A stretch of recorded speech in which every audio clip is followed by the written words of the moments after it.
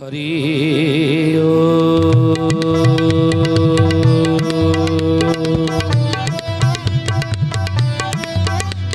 ओम भूर्भुवः स्वः तत्सवितुर्वरेण्यं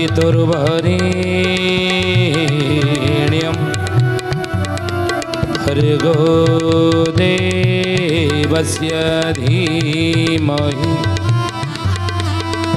धियो यो नः प्रचोदयात्।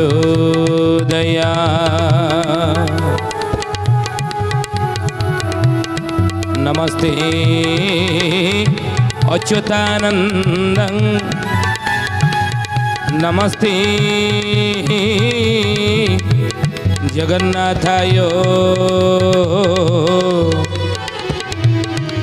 नमो यशवन्तानन्दं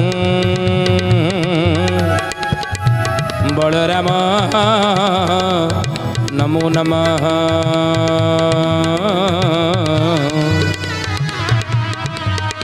बलराम नमो नमः। बोलिए महापुरुष अच्युतानंद जी की जय। सथेजनी ज्ञानी गुणी मंडली आज मालिका वचन को आपण मानक स्वागत जनाऊँ। आज मालिका वचन रे आम आलोचना करिया जाऊँचे द्वादश गोपाल माने बा अच्युतानंद महापुरुषर शिष्य माने दिने पचारे कहले गुरुदेव कलिजुगे आपणकर भविष्यत मालिका कलिजुगे क्यों माने कहबे सुधीजानी ये विषय महापुरुष मालिकार लिखिं शिष्य मानक उत्तर देते क्यों माने कहबे मालिका कलिजुगे से विषय आजर मालिका वचन में आलोचना करिया जाऊँचे एवं आलोचना शेष जड़े भक्तर ना आम कहबो किए से भक्त कौन तार ना कौट तार जन्म हो सुधीजानी तेणु आज देखु कलिजुगे अनेक मालिकार आलोचना करुँच पंचसखा मानकर मालिका जहाँकि भी अक्षर गोटे मिछ नुह महापुरुष कहते बाबूरे ये पृथ्वी पछे दुई फाड़ हो गले हो जाऊ पूर्वर सूर्य पश्चिम उदय हवा हुए तो संभवपर हो पारे किंतु मोर मालिका आम पंचसखा मानकर मालिका केबे मिछ हेब नाही कहिचंती नेमाळ अच्युत वचन सत्य एक मिथ्या रहिब नेमाळ अच्युतानंदर मालिका ही मिछ हेब नाही सुधीजानी अच्युतानंद कहिले राम रे स्वर्ग जेबे मर्त्य होइबारे सोत पाताल स्वर्ग होइबा मर्त्यपुर जेबे पाताल को जीव पश्चिमेरा भी होइबा पश्चिमेरा भी होइबा हे सुजाने पश्चिमेरा भी होइबा पश्चिमेरा भी होइबा हे सुजाने पश्चिमेरा भी होइबा। स्वर्ग जेबे मर्त्य होइबरे सुत पाताल स्वर्ग होइब उल्टी आल्टी जीव आउ ये मर्त्यपुरटा जेबे पाताल को जीव जदि चली जाए पश्चिम भी जदि रवि कले सूर्य उदय हुंती तेबे भी पर्वत शिखरे फुटिबा कामाणा एहा बाबो जेबे नेमाळ अच्युत वचन जे सत्य ये कथा मिथ्या नहिब ए कथा मिथ्या नहिब हे सुजने ए कथा मिथ्या नहिब ए कथा मिथ्या नहिब हे सुजने ए कथा मिथ्या नहिब। पर्वत शिखरे फुटिबा कमल ଏହା बाबू जेबे हेब नेमाळ अच्युत वचन जे सत्य ए कथा मिथ्या नहिब ये मिछ हेब ना ताले गुरुदेव जोटा मिछ केबे हेब नाही से जिनस को कलिजुगे कहबे कि क्यों माने से माने कहबे आपण मालिका बुझीबा बुझेबा एते सहज कथा नुही कहीं आप निजे कहते अंकरे अंकरे बाबू ଭେଦ ରହିଥିବ ବାବୁ ଭେଦର ଥିବା ମନୁଷ୍ୟ ଦେହରେ ଏହା କେହି ନ ଜାଣିବ ବାବୁ କେହି ନ ଜାଣିବ। ହେ ଗୁରୁଦେବ ଆପଣ ପରା ନିଜେ କହିଛନ୍ତି ଅଙ୍କରେ ଅଙ୍କରେ ବାବୁ ଭେଦ ରହିଥିବ। ମାଳିକା ଯେଉଁ ଅଙ୍କ ଠାର ଗାର ଅଚ୍ୟୁତାନନ୍ଦ କହୁଛନ୍ତି ଆମେ କ'ଣ ସିଧା ସିଧା ସବୁ ଲେଖିଛୁ କି? କଳିଯୁଗରେ କ'ଣ କେତେବେଳେ କେଉଁଠି କ'ଣ ଘଟିବ କେମିତି କ'ଣ ହେବ ଏଗୁଡ଼ି କ'ଣ ସିଧା ସିଧା ଆମେ ଲେଖୁଛୁ କି? ନା କେମିତି ତାହେଲେ ଲେଖିଛନ୍ତି କେ ଆଗମ ଭାବ ଜାଣି ଯଶୋବନ୍ତ ଆଗମ ଭାବ ଜାଣି ଯଶୋବନ୍ତ କାର କଟା ଯନ୍ତ୍ର ଜାଣି ଅନନ୍ତ ଆଉ ଗାର କଟା ଯନ୍ତ୍ର ଜାଣେ ଅନନ୍ତ ଆଗତ ନାଗତ ଅଚ୍ୟୁତ ଭଣୀ ସେ ଆଗତ ନାଗତ ଅଚ୍ୟୁତ ଭଣେ ବଳରାମ ଦାସ ତତ୍ତ୍ୱ ବଖାଣୀ ଆଉ ବଳରାମ ଦାସ ତତ୍ତ୍ୱ ବଖାଣେ ଭଗତି ଭାବ ଜାଣି ଜଗନ୍ନାଥ ଭଗତି ଭାବ ଜାଣେ ଜଗନ୍ନାଥ ପଞ୍ଚ ସଖାଇ ଓଡ଼ିଶା ମହନ୍ତ ଆଉ ପଞ୍ଚ ସଖାଏ ଓଡ଼ିଶା ମହନ୍ତ। କିଏ କେମିତି ମାଳିକାକୁ ସବୁ ଲେଖିଛନ୍ତି କହିଦେଲେ ଆଗମ ଭାବ ଜାଣି ଯଶୋବନ୍ତ ଗାର କଟା ଯନ୍ତ୍ର ଜାଣି ଅନନ୍ତ ଆଗତ ଅନାଗତ ଅଚ୍ୟୁତ ଭଣୀ ବଳରାମ ଦାସ ତତ୍ତ୍ୱ ଭକାଣୀ ଭକତି ଭାବ ଜାଣି ଜଗନ୍ନାଥ ପଞ୍ଚ ସଖାଇ ଓଡ଼ିଶା ମହନ୍ତ। ତେଣୁ ଗୁରୁଦେବ ଆପଣ କହୁଛନ୍ତି ଏଇ ସବୁ ମାଳିକା ଗୁଡ଼ିକରେ ଯେଉଁ ଅଙ୍କ ଠାର ଗାର ଗଣନା ଏହାକୁ ସାଧାରଣ ଲୋକ ବୁଝିପାରିବେନି। ଅଙ୍କରେ ଅଙ୍କରେ ବାବୁ ଭେଦ ରହିଥିବ ମନୁଷ୍ୟ ଦେହରେ ଏହା କେହି ନ ଜାଣିବ ସାଧାରଣ ମଣିଷମାନେ ଜାଣିପାରିବେନି ଆପଣଙ୍କ ମାଳିକାକୁ ବୁଝିପାରିବେନି ଆଉ ବୁଝେଇବେ କ'ଣ କଳିଯୁଗର ଲୋକମାନଙ୍କୁ କହିବେ କ'ଣ କହିଲେ କହିଲେ ମନୁଷ୍ୟ ଦେହରେ ଏହା କେହି ନ ଜାଣିବ ବାବୁ କେହି ନ ଜାଣିବ ତ ପୁଣି ଜାଣି ଶୁଣି ବଣା ଯେ ହୋଇବ ବାବୁ ବଣା ଯେ ହୋଇବ। ଆପଣ ପରା କହୁଛନ୍ତି ଯେ ମନୁଷ୍ୟ ଦେହରେ ଏହା କେହି ନ ଜାଣିବ ମନୁଷ୍ୟ ଦେହରେ ଏକୁ କେହି ଜାଣିପାରିବେନି ମାଳିକାକୁ ବୁଝିପାରିବେନି ବୁଝେଇବେ କ'ଣ ଆଉ ଜାଣିବେ କେମାନେ ଭକ୍ତମାନେ ଆଉ ଭକ୍ତ ଜାଣି ଶୁଣି ପୁଣି ବଣା ଯେ ହୋଇବ ଭକ୍ତ ଜାଣିଥିବ କିନ୍ତୁ ବଣା ହେଇଯିବ ଜାଣିପାରିବନି କିଛି ଆଉ। ତାହେଲେ ଗୁରୁଦେବ ତାହେଲେ କଳିଯୁଗରେ ଆପଣଙ୍କ ମାଳିକାକୁ ବୁଝିକି ବୁଝେଇବା ଲୋକ କିଏ ବୁଝିକି ବୁଝେଇବା ଲୋକ ସେମାନେ କିଏ ସବୁ କଳିଯୁଗରେ ମାଳିକା ବୁଝେଇବେ ମାଳିକା କହିବେ ସେଇଟା ଟିକେ କହୁନାହାନ୍ତି।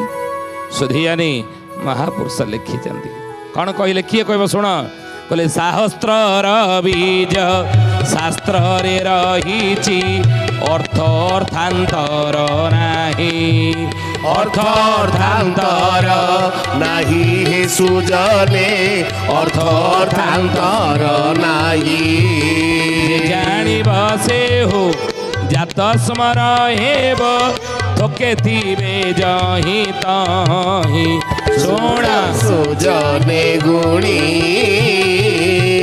ବେଳ କାଳ ଆସି ଲାଣି ହେ ଶୁଣ ସୁଜନେ ଗୁଣି। ମହାପୁରୁଷ କହିଲେ ବାବୁରେ ଶାସ୍ତ୍ର ବୀଜ ସେଇ ଶାସ୍ତ୍ରରେ ରହିଛି ମୁଁ ଯାହା ମାଳିକା ଗ୍ରନ୍ଥ ସବୁ ଲେଖିଲି ଯେଉଁ କଥା ଗୁଡ଼ିକ ଭବିଷ୍ୟତ କଥା ଲେଖିଛି ଆଉ ତାରି ଭିତରେ ପୁରା ସବୁ କିଛି ଅଛି ତାକୁ ଭଲ କି ମନ ଚୈତନ୍ୟ ଲଗେଇକି ତାକୁ ପଢ଼ିଲେ ଜାଣିଲେ ସେ ଜାଣିପାରିବେ ଆର ଅର୍ଥ କରିପାରିବେ ବୁଝିପାରିବେ ମାଳିକାକୁ ମୋର କିଏ ଜାଣିବ ନା ଯିଏ ଜାଣିବ ସେ ଜାତ ସ୍ମର ହେବ ଯିଏ ଜାତ ସ୍ମର ଜାତ କଲେ ଜନ୍ମରୁ ଯାହାର ସ୍ମରଣ ଥିବ ବୁଝିଲେ ସେଇ ଜାଣିପାରିବ ଯିଏ ପୂର୍ବ ଜନ୍ମର ଯାହାର ସୁକୃତି ଥିବ ପୂର୍ବ ଜନ୍ମର ସଂସ୍କାର ଥିବ ସେ ହିଁ ଜାଣିବ ସମସ୍ତେ ଜାଣିପାରିବେ ନାହିଁ। ପୁନଶ୍ଚ କହିଲେ ଜାତ ସ୍ମର ଭକ୍ତକୁ ସବୁ ଜଣା ବଣା ତ ନୋଇବେ କିଛି ବିଦ୍ୟା ବିଶାରଦ ସର୍ବଶାସ୍ତ୍ର ଭେଦ ଜାଣି ନ କହିବେ କିଛି ଜାଣି ନ କହିବେ କିଛି ହେ ସୁଜନେ ଜାଣି ନ କହିବେ କିଛି ଜାଣି ନ କହିବେ କିଛି ହେ ସୁଜନେ ଜାଣି ନ କହିବେ କିଛି। କହିଲେ ଜାତ ସମର ଭକତକୁ ସବୁ ଜଣା ବଣା ତ ନହିବେ କିଛି ଯିଏ ଜାତ ସ୍ମର ତାକୁ ସବୁ ଜଣା ଅଛି ନା, ସେ ଜାଣିକି ବି କିଛି କହିବନି, ସେ ଜାଣିବ କିଛି କହିବ ନାହିଁ। ଜ୍ଞାନୀ ମାନେ ଧ୍ୟାନ ଦେବେ ଏ କଥା ଉପରେ। ହେ ଜ୍ଞାନୀ ଗୁଡ଼ି ମଣ୍ଡଳୀ, ବୁଝିଲେ? ଉଡ଼ା ବୁଡ଼ା ସେମାନେ କେମିତି ରହିଥିବେ? ଉଡ଼ା ବୁଡ଼ା ବୁଡ଼ିକି ରହିଥିବେ। ଉଡ଼ା କହିଲେ ଚଢ଼େଇ ମାନେ, ନାଇଁ ଚଢ଼େଇ ମାନେ ଉଡ଼ୁଛନ୍ତି। ହେ ବୁଡ଼ା କହିଲେ ଜଳଚର ପ୍ରାଣୀ ମାନେ, ମାଛ ମାନେ। ତେଣୁ ସେମାନେ ଉଡ଼ୁଥିବେ, ଲୋକଙ୍କ ସହିତ ମିଶୁଥିବେ, କିନ୍ତୁ ଲୋକ ତାଙ୍କୁ ଜାଣିପାରିବେ ନା ଇଏ ଭକ୍ତ ବୋଲି, ଜାତସ୍ମର ଭକ୍ତ। ଉଡ଼ୁଥିବେ ମାନେ କ'ଣ? ଚାରିଆଡ଼େ ବୁଲୁଥିବେ, ଲୋକଙ୍କ ସହିତ ମିଶୁଥିବେ, କିନ୍ତୁ ଲୋକ ତାଙ୍କୁ ଜାଣିପାରିବେନି ଇଏ ଭକ୍ତ ସ୍ୱଭାବର ବୋଲି, ଭକ୍ତ କଳାରେ ଜନ୍ମ। ବୁଡ଼ା କହିଲେ ମାଛ ବୁଡ଼ିକି ଥାଏ, ପାଣି ଭିତରେ ମାଛ ଥାଏ, ବୁଡ଼ା ପ୍ରାଣୀ କି ମାଛ। ତେଣୁ ସେଇଭଳି ମାଛ ଭଳି ସେମାନେ ପାଣି ଭିତରେ ଯେମିତି ଚୁପଚାପ ହେଇକି ଥାନ୍ତି, ବାହାରକୁ ଜଣା ପଡ଼ନ୍ତି ନା ଇଏ ଜ୍ଞାନୀ ବୋଲି, ବିବେକୀ ବୋଲି, ଭକ୍ତ ବୋଲି, ଜାଣିପାରିବେ ନାହିଁ। ଉଡ଼ା ବୁଡ଼ା ଏଇଭଳି ଭାବରେ ସେମାନେ ଥିବେ, ମହାପୁରୁଷ କହିଛନ୍ତି। ତେଣୁ ମହାପୁରୁଷ କହିଲେ ବାବୁରେ ତାକୁ ଜାତସ୍ମର ଭକ୍ତ ବୋଲି କହିବ। ଆଉ ସେଇମାନେ ମୋ ମାଳିକାକୁ ବୁଝେଇ ପାରିବେ କଳି ଯୁଗରେ। ସେଥିପାଇଁ କହିଲେ ଯେ ଯେତେ କହିବ ମନ ନ ମାନିବ, ମୋର ଅନୁଭବ ତହିଁ ପୂର୍ବ ଭାଗ୍ୟ ବଳି, ଯାହାକୁ ମୋହର ଜାତସ୍ମର ଭଗତ ସେହି, ଜାତସ୍ମର ଭକ୍ତ ସେହି ହେ ସୁଜନେ, ଜାତସ୍ମର ଭକ୍ତ ସେହି, ଜାତସ୍ମର ଭକ୍ତ ସେହି ହେ ସୁଜନେ, ଜାତସ୍ମର ଭକ୍ତ ସେହି। ଜାତସ୍ମର ଶିଷ୍ୟମାନେ ପଚାରିଲେ ଗୁରୁଦେବ ଆପଣ କହୁଛନ୍ତି ଜାତସ୍ମର ଆକ୍ଷରିକ ଅର୍ଥ କ'ଣ ବୁଝାନ୍ତୁ? ଦେଖନ୍ତୁ, ଜଣେ ଭଲ ଗୀତ ଗାଉଥିବ, ଛୋଟବେଳୁ ଭଲ ଗୀତ ଗାଇଲା, ସେ କିନେ ଗାଇଲା? ଦେଖୁଛ ଏଇ ବାପା କେଉଁଠି ଶିଖୁଥିଲୁ ତୁ ସଙ୍ଗୀତ, କେଉଁଠି କରୁଥିଲୁ, କେଉଁ ଗୁରୁଙ୍କ ଠାରୁ ଶିଖୁଥିଲୁ? ସଙ୍ଗୀତ ମହାବିଦ୍ୟାଳୟ ପଢ଼ୁଥିଲୁ? କେତେ ଦିନ ସଙ୍ଗୀତ କୋର୍ସ କରୁଛୁ? ନା ନାଇଁ ମୁଁ କାହାଠାରୁ ଶିଖିନି, କି କେଉଁ ସଙ୍ଗୀତ ବିଶ୍ୱବିଦ୍ୟାଳୟରେ ପଢ଼ିନି। ପଢ଼ିନୁ, ଏତେ ଭଲ ଗୀତ ଗାଉଛୁ, ତା କ'ଣ କହୁଛ ଭଲ ଗୀତ? ତା ଜେଜେବା ଥିଲେ ଭଲ ସଙ୍ଗୀତକାର, ତା ଜେଜେ ଭଲ ଗୀତ ଗାଉଥିଲେ ବିଶାରଦ, ତା ବାପା ମଧ୍ୟ ଭଲ ଗୀତ ଗାଉଥିଲେ, ତା ବାପା ଗାଉଥିଲେ, ଜେଜେ ଗାଉଥିଲେ, ସେ ଗାଉଛି। ଜାତସ୍ମର ଜନ୍ମରୁ ତାଙ୍କର ଅଛି କଳା ଆଉ ଭିତରେ, ଆଉ ରକ୍ତରେ ସଙ୍ଗୀତ ଅଛି, ଆଉ ସେ ଶିଖିବ କ'ଣ? ବୋଲି ଏ ମହାପୁରୁଷ ଅଚ୍ୟୁତାନନ୍ଦ ଜି କି ସୁଧୀ ଜାନି ଜ୍ଞାନୀ ଗୁଣୀ ମଣ୍ଡଳୀ। ଆପଣ ମାଳିକାକୁ ସାଧାରଣ ଲୋକମାନେ ବୁଝିବା ଏତେ ସହଜ ନୁହଁ। ତେଣୁ କଳିଯୁଗରେ କେଉଁମାନେ ମାଳିକାକୁ ବୁଝି କେଉଁମାନେ ମାଳିକା କହିବେ, ମାଳିକାକୁ ବୁଝି କେଉଁମାନେ ମାଳିକା କହିବେ, ସେଇ କଥା ଟିକେ କୁହନ୍ତୁ। ମହାପୁରୁଷ ଲେଖିଛନ୍ତି ମାଳିକାରେ କେଉଁମାନେ କଳିଯୁଗରେ, ସମସ୍ତେ ଆଜି ଯେମିତି ସମସ୍ତେ କହୁଛନ୍ତି ମାଳିକା, ମହାପୁରୁଷ ଲେଖିଛନ୍ତି ନା କେଉଁମାନେ ମାଳିକା କହିବେ। ଆଉ ତେଣୁ ଆମେ ଆଲୋଚନା ଏଇ ବିଷୟ ଆମେ ଆଲୋଚନା ଆଉଥରେ ସୁଧୀ ଜାନି ଜ୍ଞାନୀ ଗୁଣୀ ମଣ୍ଡଳୀ। ତେଣୁ ମହାପୁରୁଷ କହିଲେ ବାବୁରେ ଯେ କଳିଯୁଗରେ କେଉଁମାନେ ମାଳିକା ମୋର କହିବେ, ଲେଖିଛନ୍ତି ମାଳିକା ଗ୍ରନ୍ଥରେ। ଆମେ ସେ ବିଷୟ ଆଜି ଆଲୋଚନା କରୁଛେ। ଆଲୋଚନା ଶେଷରେ ଜଣେ ଭକ୍ତର ନାଁ କହିବା, କି ସେ ଭକ୍ତ, କ'ଣ ତାର ନାଁ, କେଉଁଠି ତାର ଜନ୍ମ ହେଇଥିବ। ଜାତସ୍ମର କାହାକୁ କହନ୍ତି ନା, ଏଇମାନେ ଜାତସ୍ମର ଜନ୍ମରୁ ଜେଜେ ବାପା ଥିଲେ, ତା ବାପା ଥିଲେ, ତାପରେ ସିଏ ଅଛି, ଭଲ ଗୀତ ଗାଉଛି, ଭଲ କଥା କହିଲେ ବୋଲେ, ହଁ ତାର ପାଲା ଗାୟକ ଥିଲେ ବା ତାର ଜେଜେ, ଆଉ ତା ବାପା ମଧ୍ୟ ପାଲା ଗାଉଥିଲେ, ସିଏ ଗାଇଲା। ଜାତସ୍ମରାକୁ କହନ୍ତି। ତେଣୁ ଯେଉଁମାନେ କଳିଯୁଗରେ ମାଳିକା କହିବେ, ମନେ ରଖ ହେ ମୋର ଶିଷ୍ୟମାନେ, ସେମାନେ ମୋ ପିଲା, ସେମାନେ ମୋର ଅଂଶ ବୋଲି ତୁମେ ଜାଣିବ, ସେଇମାନେ ମାଳିକା କହିବେ, ବୁଝିଲେ? ଏ ଜ୍ଞାନୀ ଗୁଣୀ ମଣ୍ଡଳୀ ସୁଧୀନ, ୟାର ଅର୍ଥ ହେଉଛି ଏୟା, ପୂର୍ବ ଭାଗ୍ୟ ବଳେ ଯାହାକୁ ମୋହର ଜାତସ୍ମର ଭକ୍ତ ସେଇ, ଯିଏ ମୋର ସିଏ ମୋ କଥା କହିବ, ସେଇମାନେ ହେଉଛି ଜାତସ୍ମର, ବୁଝିଲେ? ସେଇଥିପାଇଁ ମହାପୁରୁଷ କହିଛନ୍ତି। ଆଚ୍ଛା, ସେ ଜାତସ୍ମରଙ୍କର କିଛି ସଂଖ୍ୟା ଅଛି କି କଳିଯୁଗରେ? ସେମାନେ ପଚାରିଲେ ଗୁରୁଦେବ, ଆଚ୍ଛା ଜାତସ୍ମର ଭକ୍ତ ଯେଉଁମାନେ ମାଳିକା ଆପଣଙ୍କର ବୁଝାଇ ପାରିବେ, କହିପାରିବେ, ସେମାନଙ୍କ ସଂଖ୍ୟା କେତେ କହୁନାହାନ୍ତି? ସଂସାରରେ କେତେ ସଂଖ୍ୟା ଥିବ କଳିଯୁଗରେ? ମହାପୁରୁଷ କହିଲେ ବାବୁରେ କୋଟିକେ ଗୋଟିଏ ଜାଣନ୍ତି ରସ, 300 ଗଣା ସେହି, 300 ଗଣା ସେହି ହେ ସୁଜନେ, 300 ଗଣା ସେହି। ମହିମା ପ୍ରକାଶ ନିଶ୍ଚୟ ସେଇ ଦାସ, ଆନେ ମୁଁ କହନ୍ତି ନାହିଁ ଶୁଣ ସୁଜନେ ଗୁଣି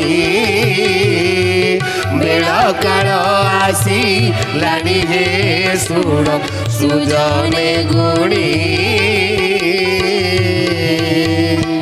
କୋଟିକେ ଗୋଟିଏ ଜାଣନ୍ତି ରସ ତିନି ଶସ୍ତ୍ରେ ଗଣାସେ।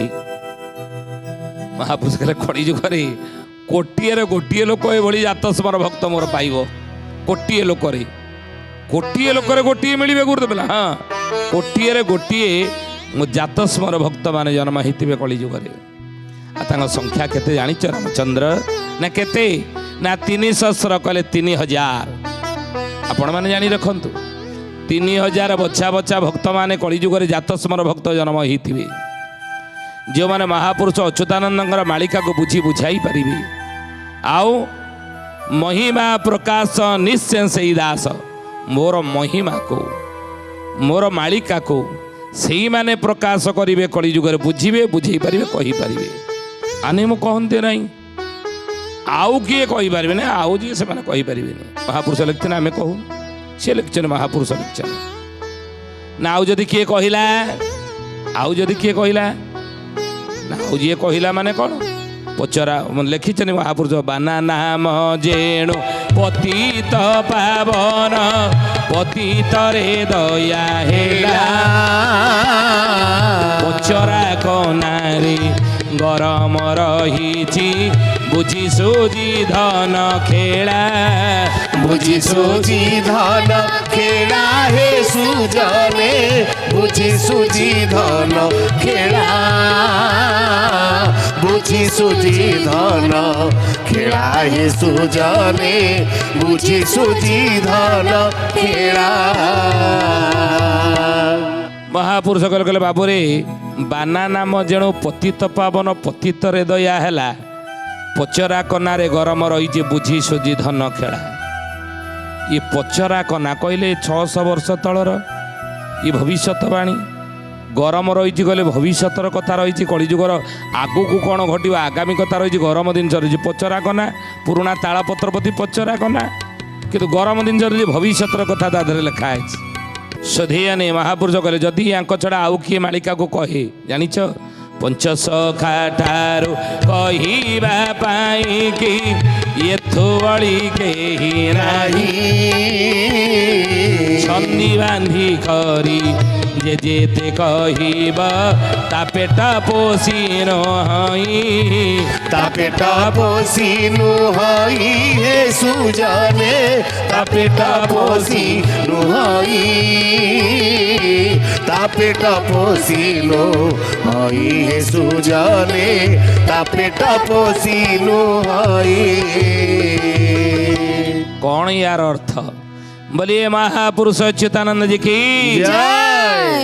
सथी जानी ज्ञानी गुणी मंडली आज मालिका वचन रे आमे आलोचना करुचे कौन ना कड़ी जुगरे अच्युतानंद महापुरुष कहते मोर मालिका को कहब कि कड़ी जुगर मो मालिका को बुझी बुझेब कि ताकर संख्या केते से विषय आज आमे आलोचना करुचे।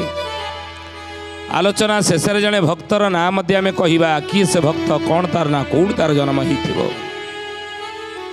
महापुरुष कहले आमे पंचसखा माने पुणी जन्म हबू थर थर करी थरे नुहे दुई थर नुहे तीन थर नुहे थर थर थर थर करी 13 थर आमे पंचसखा माने जन्म हेबू कली जुगरे। आउ आमे निजे जन्म ही आम मालिका को आमे निजे बची आमे जहाँ लिखि दे जाऊँ आम निजे जन्म होगी बुझेबू आ मन रख। तो महापुरुष कहते आम कहून से महापुरुष कहले कोटिके गोटे जानती रस तीन शस्त्र गणा से ही महिमा प्रकाश निश्चय से दास आने मो कहते ना पंचसखा ठारू कहवाई कि एथो बड़ी कहीं ना छंदी बांधी करी जे कह जी छंदी बांधी करी कहला ता पेट पोषुनी ता पेट चाकड़े से पोषि पारनी। महापुरुष लेक्चर आ जानी अच्युत ठार जे कहब निशे भकत से ही 256 जन को यही ग्रंथ मिलई 256 जन को यही ग्रंथ मिलई 256 ଜଣଙ୍କୁ ଏହି ଗ୍ରନ୍ଥ ମିଳଇ। କହିଲେ କଳି ଯୁଗରେ ମୋର ଯିଏ ଅଚ୍ୟୁତ ଠାର ମୋ ଠାର ଗାର କୁ ଯିଏ ହିସାବ କରିଦେଲା, ହିସାବ କରି କହିଦେଲା ଜାଣିବ ସେ ମୋ ଭକ୍ତ, ସିଏ ମୋର ଭକ୍ତ। ଆଉ କଳି ଯୁଗରେ 256 ଜଣ ମୋର ମାଳିକା ଗ୍ରନ୍ଥ ପାଇଥିବେ। 57 ଜଣ ହେବେ ନାହିଁ, 57 ଜଣ ହେବେ, 256 ଜଣ ମୋ ମାଳିକା ପୋଥି ପାଇଥିବେ, ଗ୍ରନ୍ଥ ପାଇଥିବେ। ସେଇମାନେ ବୁଝିବେ, ପଢ଼ିବେ, ଆଉ ସେମାନେ ବୁଝିବେ କଳି ଯୁଗର ଲୋକମାନଙ୍କୁ। ଆଉ ଯିଏ କହିବ ତା ପେଟ ଚାକିଣି ସେ ପୋଷି ପାରିବନି। ମହାପୁରୁଷ ଏ କଥା କହିଛନ୍ତି, ଆମେ କହୁନୁ। ଆହୁରି ମଧ୍ୟ ମହାପୁରୁଷ କହିଲେ, କହିଲେ ବାବୁରେ ହେତୁ ଦିଆ 5 ନିତ୍ୟ ପଞ୍ଚ ସଖା 256 ଆଉ ବଉଡ଼ଲ 256 ଆଉ ଓଳା ଶୁଣି ତାରେ ଅରକ୍ଷିତ ଦାସ ସର୍ବପରେ ଶ୍ରେଷ୍ଠ ହେଉ। ଜୟ ଜଗନ୍ନାଥ ଜୟ ଜଗନ୍ନାଥ ଜୟ ଜଗନ୍ନାଥ ଜୟ ଜଗନ୍ନାଥ। କହିଲେ ଓଳା ଶୁଣି ତାରେ ଅରକ୍ଷିତ ଦାସ ଅଛନ୍ତି, ସେ ସର୍ବପରେ ଶ୍ରେଷ୍ଠ ହଉ। ବୁଝିଲେ, ଏ କଥା ମହାପୁରୁଷ ମାଳିକାରେ ଲେଖିଛନ୍ତି। ତେଣୁ ଏଥିରୁ ଆପଣ ଜାଣିପାରିଲେ ତ କଳିଯୁଗରେ ମାଳିକା କେଉଁମାନେ କହିବେ, ବୁଝି ବୁଝେଇବେ କିଏ, ତାଙ୍କର ସଂଖ୍ୟା ମାଳିକାରେ ଲେଖା ଅଛି। ବୁଝିଲେ, ଆଜି ତ ସମୟ ହେଇଛି, ତ ଆସନ୍ତୁ ବାଣୀକି ବିରାମ ଦେବା ସେଇ ପ୍ରଭୁଙ୍କର ନାମ ନେଇ। କିନ୍ତୁ ତା ପୂର୍ବରୁ ଜଣେ ଭକ୍ତର ନାଁ କହିବା। କିଏ ସେ ଭକ୍ତ, କ'ଣ ତାର ନାଁ, କେଉଁଠି ତାର ଜନ୍ମ ହେଇଥିବ? କହିଲେ ମଧୁର କୋଳରେ ଜାତ ହୋଇବ ସେ ଯଦୁବଂଶ ଅଂଶ ହେନି ଭଗବାନ ନାମ ତିନି ଜନ୍ମ ହେବ ଶିରେ ପଞ୍ଚରେ ଚିହ୍ନି ଶିରେ ପଞ୍ଚରେ ଚିହ୍ନି ହେ ସୁଜନେ ଶିରେ ପଞ୍ଚରେ ଚିହ୍ନି ଶିରେ ପଞ୍ଚରେ ଚିହ୍ନି ହେ ସୁଜନେ ଶିରେ ପଞ୍ଚରେ ଚିହ୍ନି। ମଧୁର କୂଳରେ ଜନ୍ମ ହୋଇଥିବ ଯଦୁବଂଶ ଅଂଶ ଘେନି ଭଗବାନ ନାମ ତାର ହେଇଥିବ। ଭଗବାନ ନାମରେ ଜଣେ ଭକ୍ତ ଯଦୁବଂଶରେ ମଧୁର କୂଳରେ ଜନ୍ମଗ୍ରହଣ କରିଥିବେ। ସୁଧୀ ଜାଣି ଏ ଭକ୍ତର ନାଁ ଆମେ କହିଲୁ, ଆପଣ ଠାବ କରିନେବେ। ଆଜି ତ ସମୟ ହେଇଛି, ଆସନ୍ତୁ ବାଣୀକି ବିରାମ ଦେବା ସେଇ ପ୍ରଭୁଙ୍କର ନାମ ନେଇ। ବେଳ ଆସିଗଲାଣି ସାଧୁ ଜନେ, ବେଳ ଆସିଗଲାଣି ସାଧୁ ଜନେ କଳି ଶେଷ ହେବ ସତ୍ୟ ପ୍ରକାଶିବ, କଳି ଶେଷ ହେବ ସତ୍ୟ ପ୍ରକାଶିବ ମାଳିକା ବଚନ ଅଚ୍ୟୁତ ବାଣୀ ସାଧୁ ଜନେ ବେଳ ଆସିଗଲାଣି ସାଧୁ ଜନେ ବେଳ ଆସିଗଲାଣି ସାଧୁ ଜନେ। ସୁଧୀୟନୀ ଜ୍ଞାନୀ ଗୁଣୀ ମଣ୍ଡଳୀ, ଆଜି ପାଇଁ ଆସନ୍ତୁ ବାଣୀକି ଏଠାରେ ବିରାମ ଦେବା। ପୁଣି ଆସନ୍ତା ଅଧ୍ୟାୟରେ ଭେଟ ହେବା। ରହୁଛୁ। ହରି ଓମ୍। ଶାନ୍ତି ଶାନ୍ତି ଶାନ୍ତି ସର୍ବାରିଷ୍ଟ ସୁଶାନ୍ତିରେ ଭବତୁ।